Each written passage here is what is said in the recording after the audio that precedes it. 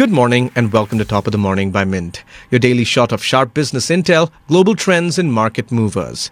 It's Wednesday, July 2nd. I'm Nelson John. From paint wars to policy power plays and from Trump's Capitol fireworks to a potential truce in Gaza, it's a day packed with high-stakes moves and bold headlines.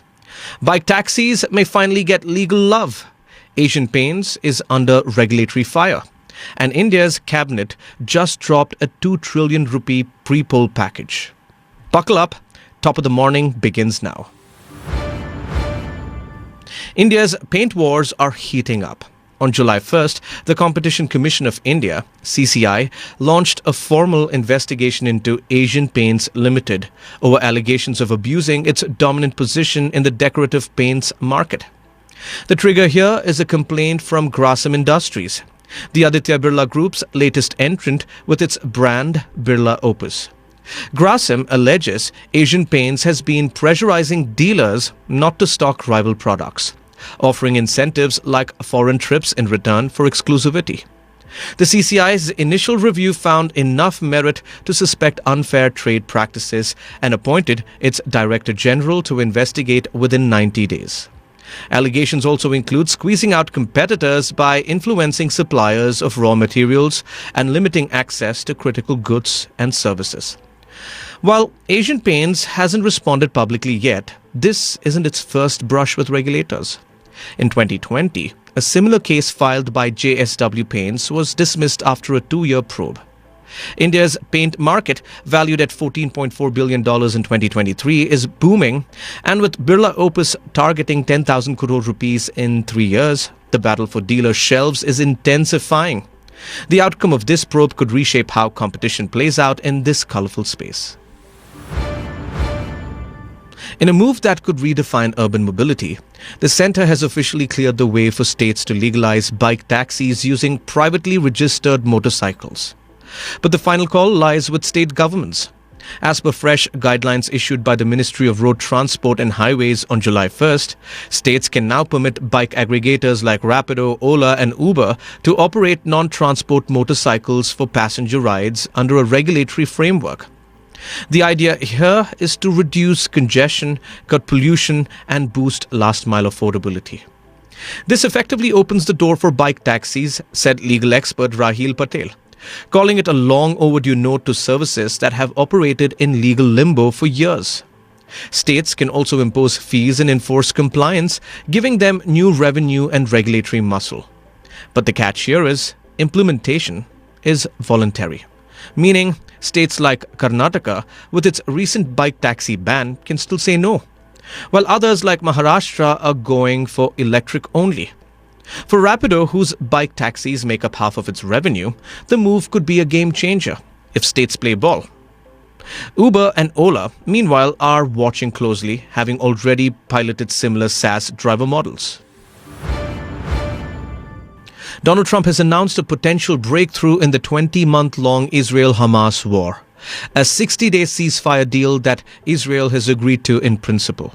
In a post on Truth Social, Trump revealed that his team held a long and productive meeting with Israeli officials, leading to what he called the necessary conditions to finalize a temporary truce.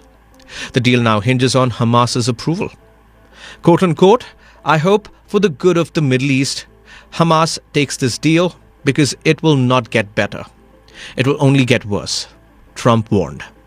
Qatar and Egypt, key mediators in previous talks, will deliver the final proposal. The ceasefire, if accepted, aims to halt the bloodshed while all parties negotiate a permanent end to hostilities. The war triggered by Hamas's surprise attack on Israel on October 7, 2023, has claimed over 56,000 lives in Gaza and over 1,200 lives in Israel. A previous ceasefire collapsed in March.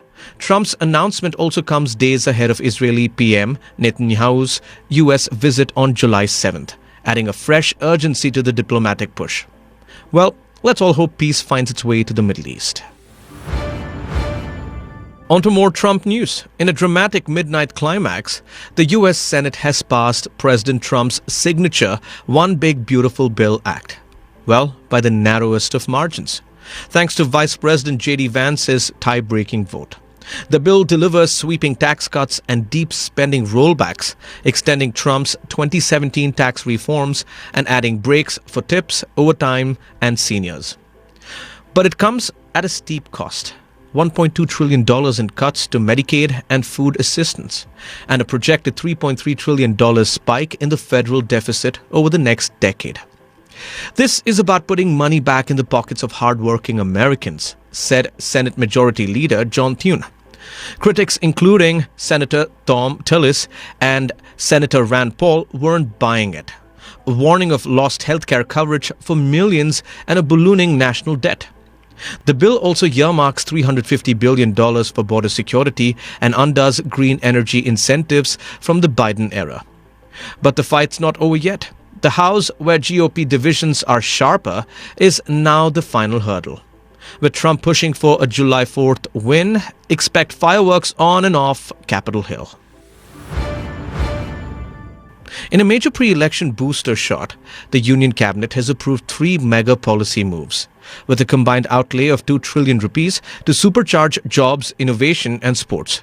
First up, the 1 trillion rupee employment-linked incentive ELI scheme, which aims to create 35 million jobs over 2 years. The focus here is on first-time employees and the manufacturing sector, said Union Minister Ashwini Vaishnav.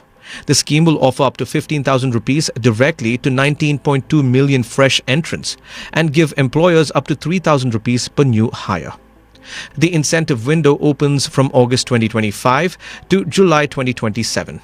Next, the 1 trillion rupees Research, Development and Innovation RDI scheme will boost funding for private R&D, especially in sunrise and strategic sectors.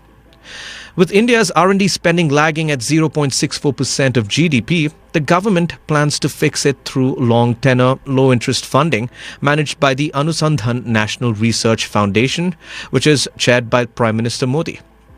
And finally, National Sports Policy 2025 was unveiled, with a vision to propel India into the top 5 sporting nations. It includes leagues across sports, talent scouting, global events hosting, and CSR-backed funding. And a bonus, Tamil Nadu gets a green signal for a 1,853 crore rupees highway to boost southern connectivity.